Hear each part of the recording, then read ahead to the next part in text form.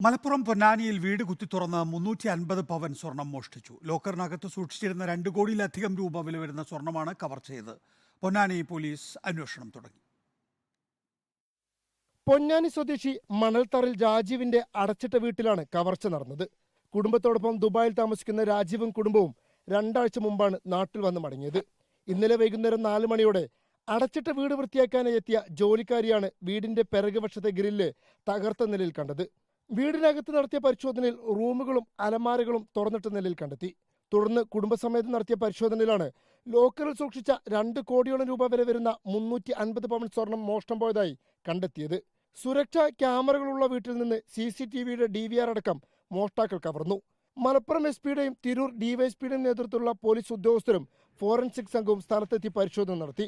മലപ്പുറം SP-യുടെ മേൽനോട്ടത്തിൽ തിരൂർ DYSP-യുടെ നേതൃത്വത്തിലുള്ള പ്രത്യേക അന്വേഷണ സംഘമാണ് കേസ് അന്വേഷിക്കുന്നത്. റിപ്പോർട്ടർ, മലപ്പുറം.